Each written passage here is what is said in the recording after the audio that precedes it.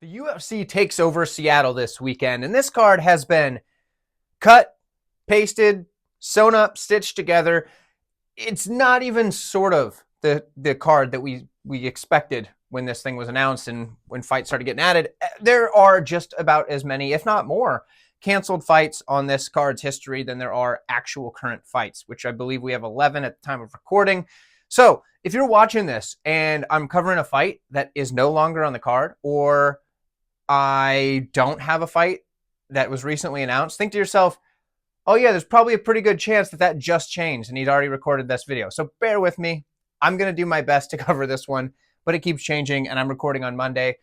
Probably should have waited till Tuesday. But I'll see you guys in the first fight. So, join me on this wild ride. We got a wild one here, folks. 205 pounds is the weight class. Modestas Bukauskas takes on Raffael Cerquera. I think it's Cerquera.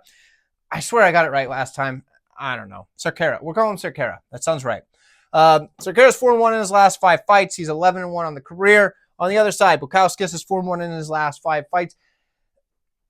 Here's where the red flags are that we just don't know much. Now, anybody that tells you they know a bunch about Cerquera, they're either A, his training partner or somebody that knows him personally, or B, lying to you.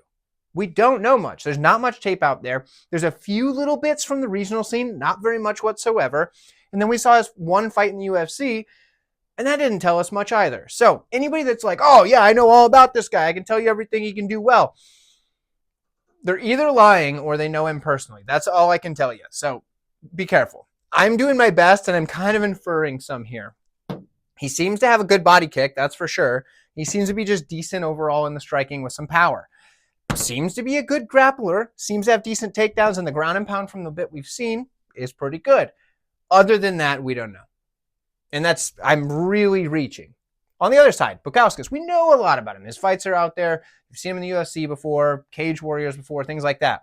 Good striker, good footwork, but does back up. That's not good. Good counter striking. He'll counter strike while he backs up, so it kind of makes up for some of that. Good combinations, but he will drop his hands after the combo. He'll throw the combination, and then his hands are down here. Not what you want. Volume, it's not that great. So he's not somebody that you want to bank on, Bukauskas, but he does all right. He's got decent grappling. He has good takedown defense most of the time. He's pretty hard to hold down, and he's got pretty good ground and pound if you end up letting him on top. His cardio is good too. So I could see the guy being able to just win by outlasting. We've seen him do it before. He can outlast guys. Don't bet on this fight. I mean, if you're betting on this fight, you almost have to go with Cerquera just because the line's silly, because we don't know anything about him. He might be all right, and Bukauskas is a big favorite, makes you nervous. But at the same time, Bukauskas is a proven commodity to an extent. We know he can beat a level of guy in the UFC. So I'm going to take him because I don't know, guys. I don't know. I make a pick on all these fights because that's what I do. That's what you guys tune in for. But fights like this, where we're kind of guessing here. Bear with me on this one. We're taking Bukauskas for the sake of making a pick, but I don't feel great about it, and you shouldn't either. Let me know what you think. Middleweights in this one here. It's a couple of Dana White Contender Series alums. Nick Klein takes on Mansur Abdul-Malik. Now, this is good matchmaking as far as records go. 6-1 versus 7-0, 4-1 in the last 5, 5-0 in the last 5. A couple of guys that are at a similar spot in their career. And for Mansur Abdul-Malik, we're going to start there. The guy looked fantastic in his debut against Todorovic. Solid wrestler. We know that. He's got good takedown options here. He's got the body lock. He'll slam you. He'll catch your kicks. And he'll mat return anytime he needs to. My favorite thing about him, though, the ground and pound. It's brutal. And he can do so while just kind of floating on top. Now, a lot of guys have that like heavy top pressure. Mansur doesn't really do that often. He'll kind of just hover above you. Now, that sounds weird to say. If you're a wrestler, you get what I'm saying. It's not like heavy downward pressure. He's not like flattening you out and just like blanketing you. He's kind of staying there and floating to the next position when he goes to land his strikes and lets you move underneath him. That's what he's doing to stay on top and control. It's great. That's solid there. Now his striking's developing.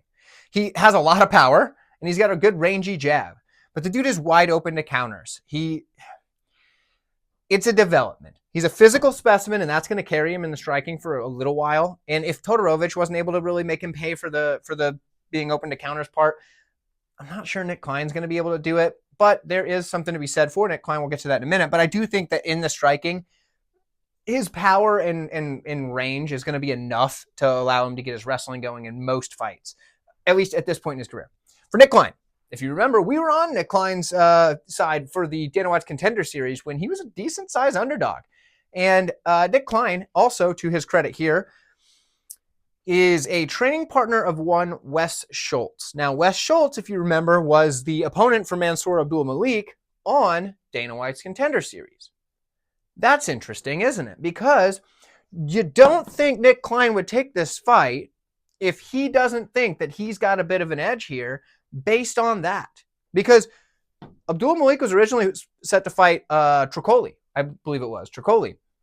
Dude pulls out. Do you think Nick Klein's jumping in if he doesn't think he's got an edge here based on either what he saw from Wes Schultz, what he heard from Wes Schultz, or how the exchanges go between Klein and Schultz in the training room?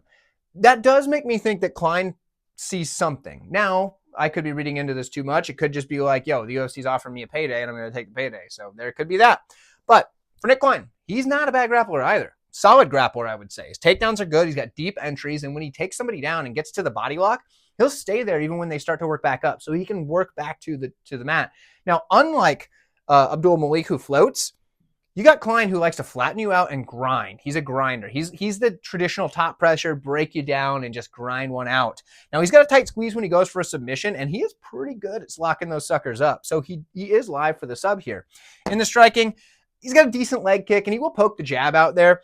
But you can tell that he's not super comfortable with striking pressure from the opponent, I'm saying. So, like, if Abdul is coming forward and he's just putting that pressure on, Klein doesn't like that at all. And you've seen that in some of his fights. He needs to get this fight to the mat on his terms to win. I do think whoever gets the fight to the mat on their terms is going to have a significant advantage. On the feet, I've got to give a slight edge to Abdul-Malik for being the more physically imposing, having more power, and seeming just more comfortable. So I'm going to take him to win, and I feel like he should win at a pretty high clip just because of that alone. I think the grappling can cancel out, if not a slight edge to Abdul-Malik. And I think in the striking, even though they're both just like decent by my estimations, they're not created equal there. And I think stylistically, Abdul-Malik is going to be the better option. So I'm going to take him to win. But I am interested to see why it is, if there's something that Nick Klein took this fight. So let me know what you guys think in the comments below. And an interesting fight at bantamweight here. Ricky Simón takes on Javid Basharat. Basharat is 3-1 and 1 no contest in his last 5 fights. 2-3 for Simón. The level of competition for Simón has been pretty tough, though. So those 3 losses, I know they're all coming in a row. It doesn't look the best, but it's pretty good competition. Simón is still young. He's just a little setback, right? He does also have a win over the current champion in the division. So that's something to, take note of, I guess. Let's start on Javid's side. So for Basharat, he's a solid striker. He's got good countering ability. His movement is there. He moves well on the feet. Good volume. The knees up the middle. I do like that. He'll work the body, but the power just isn't there. When he hits you, he's not backing you off with these strikes. So if he's not able to keep the movement on his end going, he's not backing somebody up by hitting them and then going, oh, better watch out for that. They're coming through it. So he needs to hit them and then move and just keep his bicycle going, which works out well because the dude's got plenty of cardio. We can do that for 15 minutes, no problem. But he's not backing you up with that power is what I'm saying. In the grappling department, he can get the takedowns when he needs them sometimes, most of the time, not always, most of the time. He's got very good scrambles, decent top pressure, but the front chokes are also a good option for him. All in all, I think Basharat's a pretty good prospect still in his career. I know people are super down on him after his loss, but 14-1, all right. On the other side, Ricky Simón, 20-6. That's still a darn good record, even though the last 3 just haven't been there for him. Decent striker. The forward pressure's there. The power's there. The wrestling threat sets it up, but it's not great striking. Like Basharat's the far more technical striker, but a guy like Simón's coming forward, and he's going to be throwing power. So if you don't have power to back him up, you're going to have to keep on that bicycle. So maybe he can, but he's going to be backing up a lot here. And for Simón, even if he's not the better striker, coming forward could optics, you know what I mean? Optics win fights sometimes. They really harped on that in the Angela Hill fight last week. So take that for what you will, but just something to take note of. He's a solid wrestler. He's got good takedowns. He'll shoot a lot of takedowns typically. We didn't see it as much in a couple of his fights recently, but I think it was more of a stylistic thing than him having to just drop that off. I think he still can shoot takedowns at a high volume. He's got options as well. He can go to the doubles, the singles, the body locks, whatever. He has all the options for takedowns. Good control when he gets on top, and he will seek the finish. And he does it just like this. He'll go ground and pound, submission attempt. If the submission attempt doesn't get it, ground and pound, and then submission attempt. And you just change it. He'll hit, sub attempt. Doesn't get the sub, hit, and he just goes through it. I love that form. That's great. He's also got great cardio. I think this fight goes to decision at a pretty high clip. I don't see a finish for either guy here. Both guys are tough. Both guys are going to have the gas tank. And I think that it's going to be one of those things that even if the one guy starts implementing their game plan, the other guy's still going to be hanging around. So I do like that. As far as a pick goes, I see Javid landing shots and circling off, much like we saw Yusuf Zalal do last weekend. I think Javid's going to be able to do enough of that to win the moments or the minutes on the feet.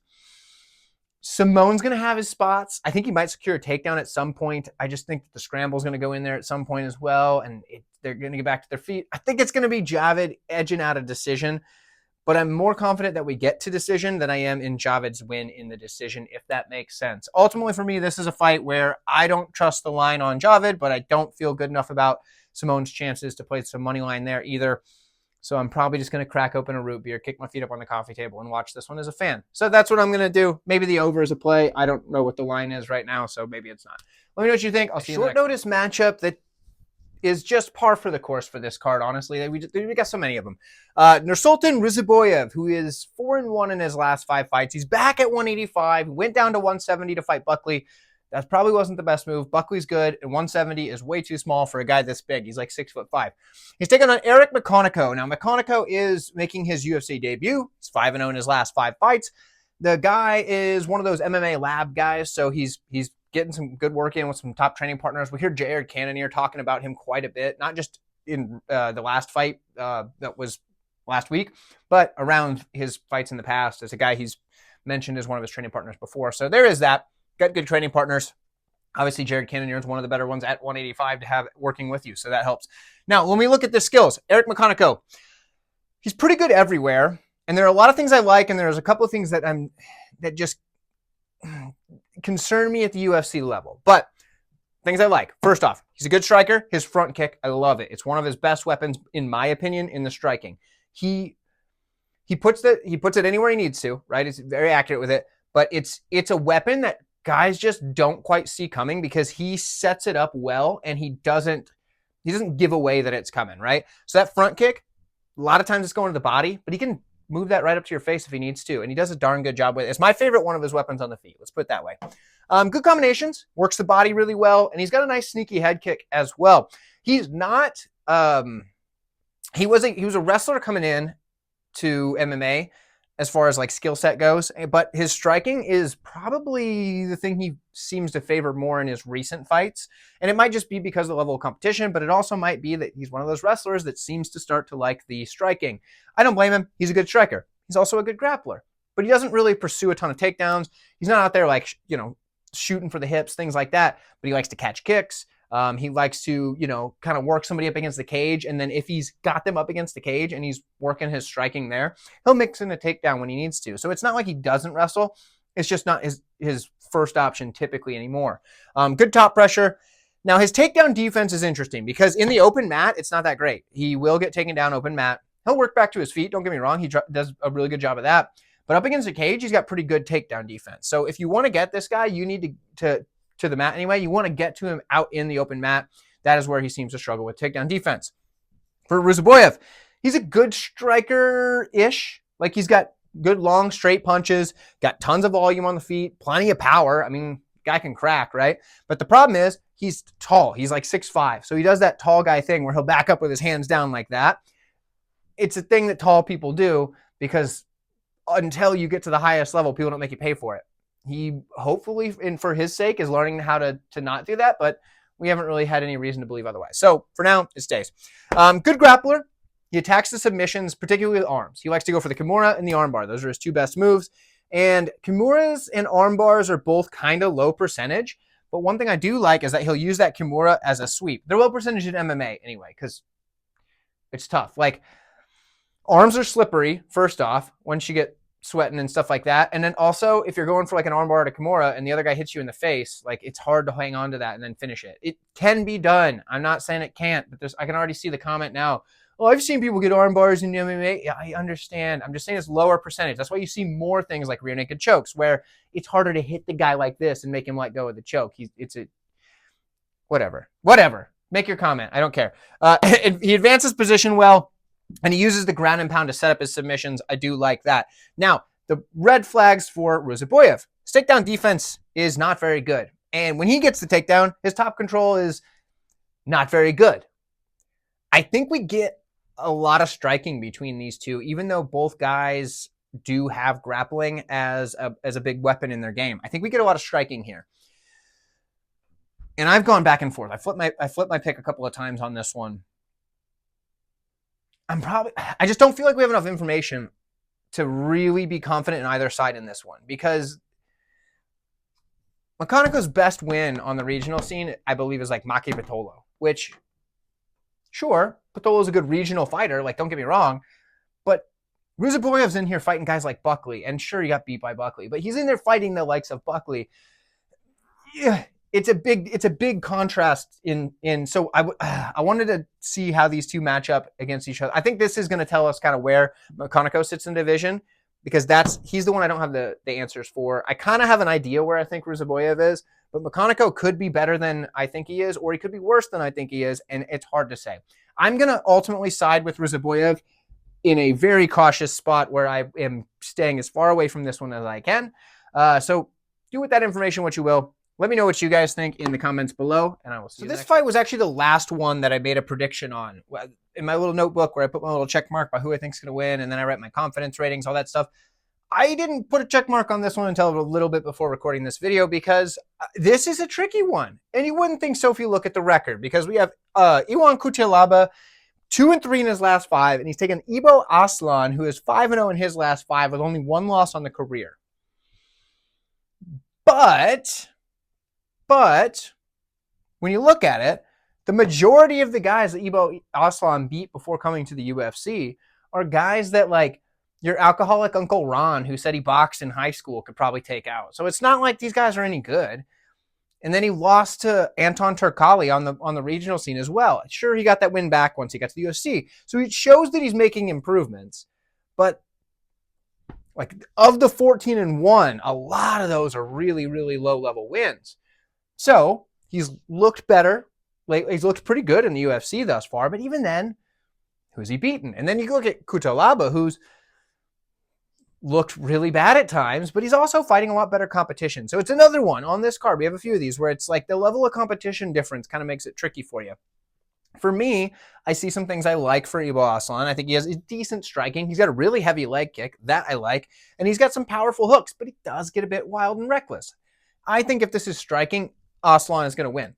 In the grappling, he's decent offensively. His top pressure is good. His ground and pound's good. But if this dude's on his back, he just doesn't look very good at all. And we saw that when he fought Turkali back in the day. Now, maybe he's gotten a lot better, but we haven't really seen it tested. Iwan Cutelaba, if he's going to do anything like he normally does, he'll go out, he'll shoot a ton of takedowns right away and get some ground and pound going, and he can get this fight done early in this fight if he does this and possibly puts the guy on his back. So Cutelaba has a shot at winning this fight early, and I think that is definitely a live possibility. On the feet, he's powerful, he's a fast starter, but the dude's a glass cannon and his cardio falls apart. So, do I trust either guy? Absolutely not. Do I think somebody gets finished? Yeah. But it's probably a 1.5 round line, and it's probably juiced. And you're like, man, do I really want to play that? I don't know. Do you? It's tricky. Because he's the underdog, and I really just feel like flipping a coin here, I'm going to go with Cutelaba. So, whatever. Let me know what you guys think. I'll see you next. So the featherweights here. Andre Fili takes on Melquizael Costa. Both guys are 3-2 in their last 5. For Costa, he's a good striker. He puts together combinations well. Punches and kicks, he'll put them both in that combination, so that's nice to see. Solid body kick. It's probably one of my favorite weapons of his. He's got a good front kick and knee up the middle as well. I think he could have an advantage here in the clinch. He has a good tie clinch, and he works the knees extremely well. And from the back, his jiu-jitsu is pretty good. He'll attack submissions, and he's very active with his guard, things like that. So on the other side, Andre Fili.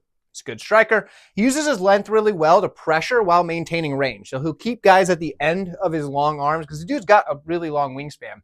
He'll keep guys clear at the end of that while pressuring forward. So that's something you like to see. Good kicks, good combinations, but his striking defense can be lax. So I think it comes down to this for his striking defense. He's used to having such a reach advantage on people and being able to use that range to not get hit. So once people get past that, he's not used to having to block in tight like this, and that's how he gets caught. He recovers quick. He's been dropped a few times, but he bounces right back. So there is that. And most of the time, I guess, the Ige fight, maybe not, but still.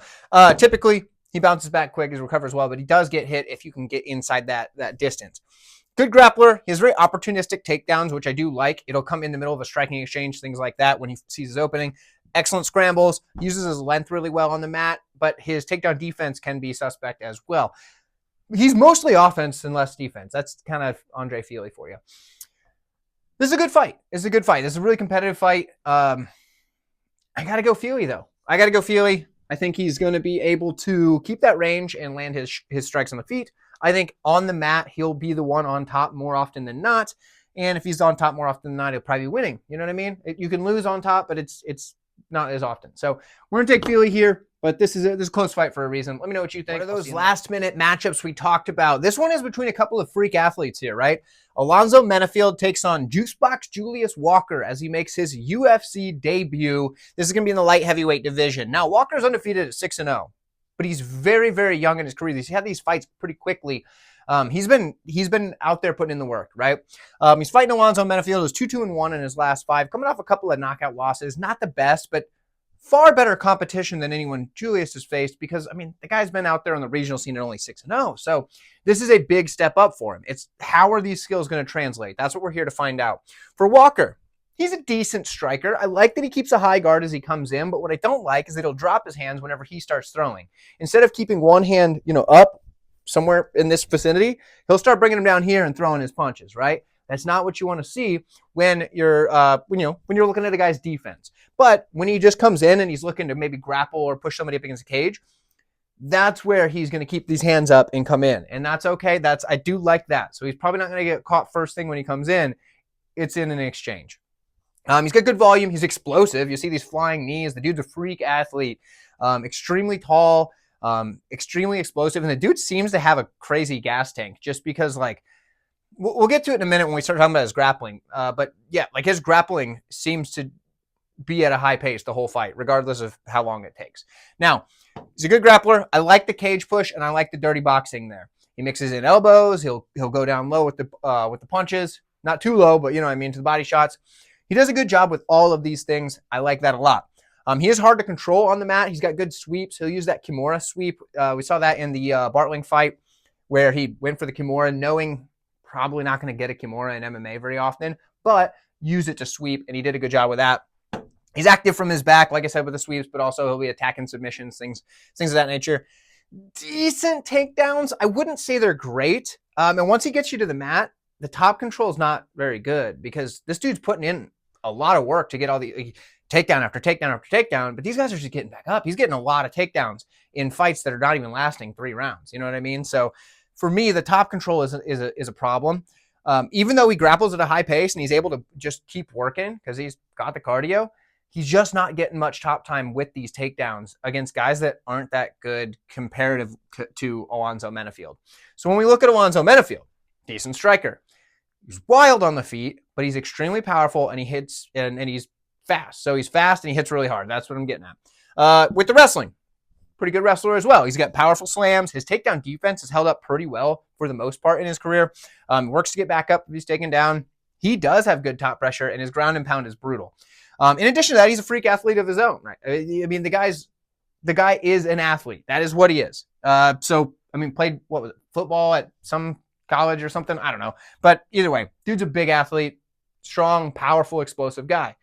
His cardio can fade, but this is hit or miss because some fights it does, and other fights you're like, the guy hasn't shown any slowing down whatsoever. So Just kind of depends.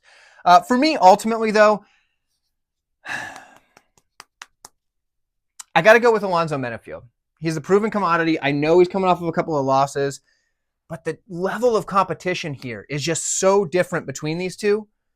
And Meifield, to me, even though he's got a couple of losses recently, the wins in somewhat recent memory are far better than what I've seen from Walker. But I could be wrong about it. I just think it's a little too soon. Dude's 6-0. If you gave this guy another year or two on the regional scene to develop, then maybe brought him in, or even just brought him in on the Contender Series later this year, and then worked him up before jumping him into ranked competition against Meifield, I think the guy might have had a shot. I just think this is a lot to ask. Short notice, big step up in competition. So we're taking Meifield, but let me know what you guys think. I know a lot of people are big on Walker, and I get it. I would be too. I just think this is a bad spot for him in this specific fight. So let me know. Excellent matchup here at featherweight. This is one of the fights that I'm super excited is still on the card.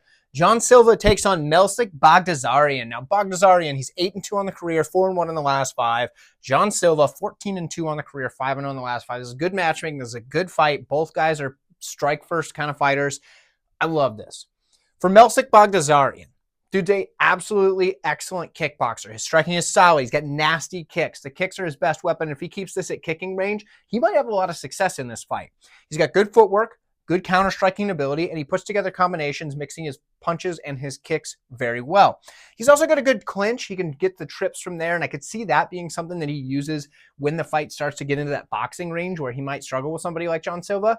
He can then go into the clinch and start working his trips to regain that space. If he falls him to the mat, might not be the best move, but there you go. Now, he struggles to defend takedowns against the cage. Open mat, he's got a decent sprawl, but against the cage, he doesn't seem to have the takedown defense that he needs for the UFC level. That could be a problem for him here, depending on the game plan of Silva. We haven't really seen him offensively wrestle. But Baghdasaryan, it's known that that is the way to beat him, right? On the other side, John Silva, dude's a solid striker in his own right, and he's going to come forward and he's going to throw power. This dude has extreme amounts of power, like absolutely chin-shattering power.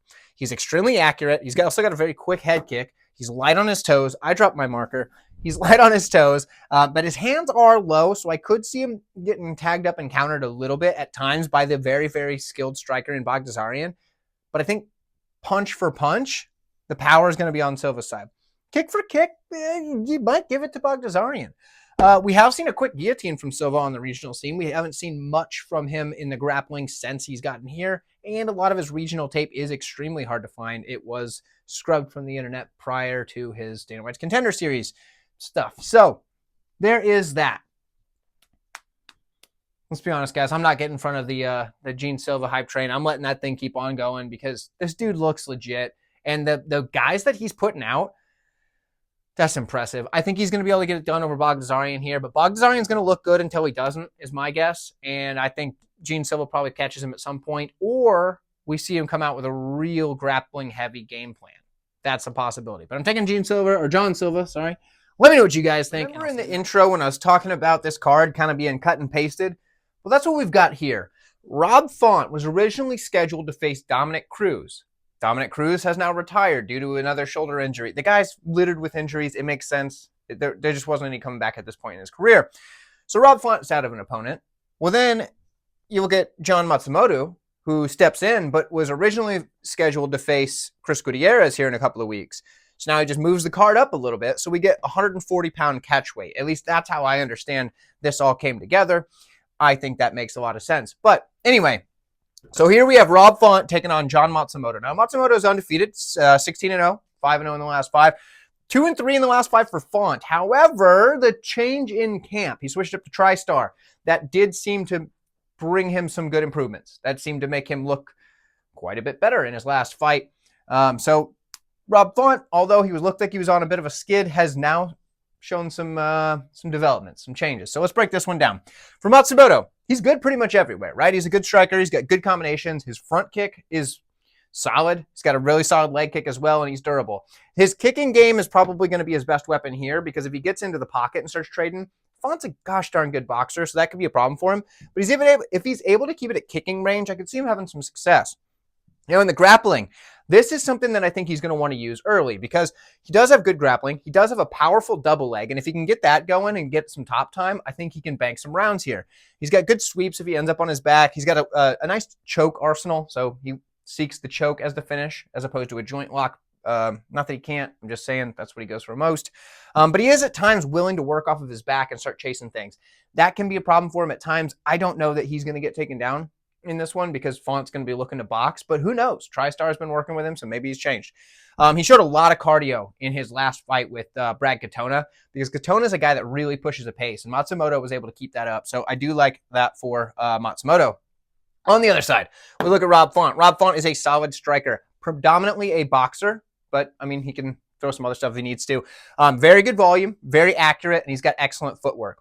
He can fight out of either stance. He's got very quick hands. But his best weapon, that jab. There's no tell on it. It's not like a lot of guys where you see, he'll either like drop this hand to throw it or like he has to bring it back first and then throw it. Like you'll see stuff like that for people when they're doing their jabs. Not Font. That thing is just lightning fast, comes out without you noticing that it's coming out. Like he's quick, right? So jab's great. Changes the tempo on the jab. So a lot of times, instead of just working like the 1-1, like he can change it to that speed or 1-1 or 1-1, like changing the tempo of the jab, kind of give you a little stutter along the way if he needs to. His jab is it's excellent. It's his best move. He sets up the 1-4, the 1-6, all that kind of stuff, and he uses that really well. So in boxing range, I think Rob Font is far better, but Matsumoto's good. But in boxing range, it's Font all day. Now in the grappling, he's a good grappler, but he does struggle with takedown defense. We've seen him taken down, but it's against guys that can take down and kind of hold you there. So, and they're top level guys, right? He's not getting taken down and held down by just anybody. So it's hard to really say how bad his ability to get back up is because we've seen him get back up before and we've also seen him held down before. So we just got to figure out where that's at. And we don't really know where Matsumoto's ability to hold somebody down is either because he's still relatively young in his UFC career. So that's something to take into account. But if he's on top, his ground and pound is very good and he does have solid submission defense. Ultimately for me here, I think Font's just a bit too much of a step up. I think I'm going to go with the underdog, the veteran, and I'm going to go with Rob Font here. But like I said, guys, like Matsumoto's pretty good. This one could go either way. This is a close fight. But ultimately, I'm going to side with the underdog, who is a proven commodity in the UFC, has done very well, and turned back another prospect in his last fight. So we're taking Rob Font. Let me know what you guys think. It's very rare that a rematch is something that I'm as excited for as I am for this one. This is a great rematch. If you don't remember, these guys fought clear back in the LFA in like 2018. And both of them have improved drastically since then. So this is going to be a good one. But before we break this down, if you've been enjoying yourself so far, if you're enjoying the content, if you're enjoying the breakdown, if you're having a good time, if you're laughing, you're educating yourself, you're taking notes, you're just enjoying this as much as I'm enjoying delivering, hit that like button for me. I appreciate it very much. Let's break this down. Brendan Allen, 4-1 in his last 5 fights, did lose to Nasruddin Imavov. Not a shame there, really. The guy's in the top 5 now, so that's, it's a loss that's not so bad. On the other side, Anthony Hernandez, 5-0 in his last 5. This is a great fight. And if you don't know, Hernandez did win the first time. It was a 5-rounder over in the LFA. So now we've got 3 rounds in a co-main event. So that's interesting. That's something to look at. Now, when we look at this, Anthony Hernandez, Fluffy as they call him, he is a good striker with good forward pressure, good volume, and good combinations. Now, I say he's a good striker. It's not because he's the most technical striker out there, but the way that he forces you to back up with his forward pressure, volume, and just the ability to throw combinations makes him a good striker.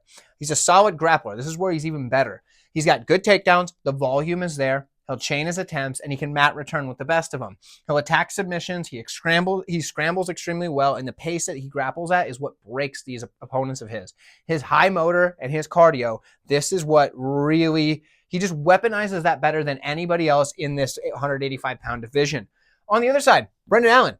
This dude is skilled as well. He's the cleaner striker, I would say. He's a good striker with good combinations. His body kick is excellent, good volume, but he's not as good backing up. What does Hernandez do? He makes guys back up. So that could be something. If Allen isn't able to keep moving forward, his striking is going to drop off a bit. Now, in the grappling, he's a solid grappler as well. Dude's got great takedowns, good scrambles. He's an excellent back taker, and that rear naked choke it's lights out. He's got a darn good rear naked choke. So this is a tough fight because both these guys are skilled. Both of them have leveled up exponentially since their time in LFA. what do we get here? So when they first fought, it seemed like even though Allen had a lot of moments, at times he did some really good stuff, but Hernandez was just a step ahead on everything. And I don't feel like that is an area that's dipped at all. I feel like he's still going to be able to do it. Give me Fluffy Hernandez to get this one done. It's a 3-rounder, so I'm going to say a decision.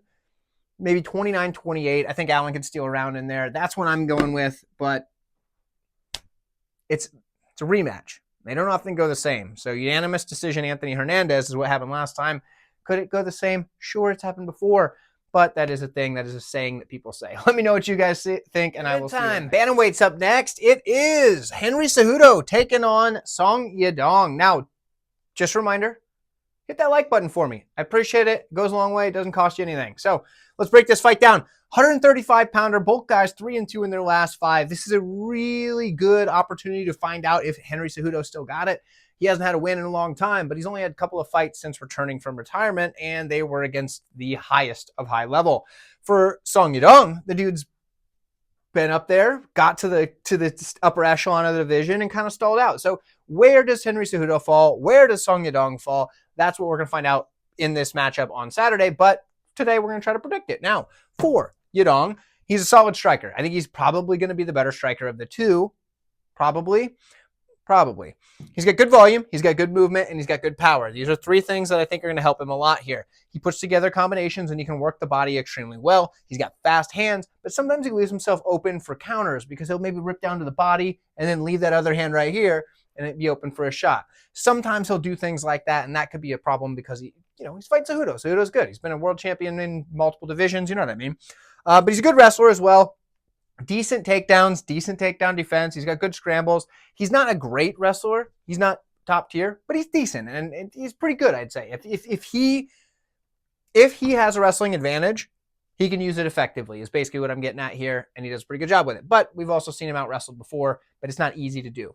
On the other side, we got Henry Cejudo. He's a good striker. He's got good volume. He's got good power. Footwork and range control are very important for him because he's one of the smaller guys in the division.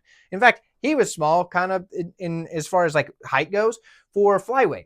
So the guy's ability to control that range is really impressive because he was able to win the championship at 135 pounds. He was able to win the championship at 125 pounds, and he does have a win over Demetrius Johnson, who's the best flyweight to ever do the darn thing. He also has a loss, but he has a win as well. So the guy's range control is very good. His leg kicks are good.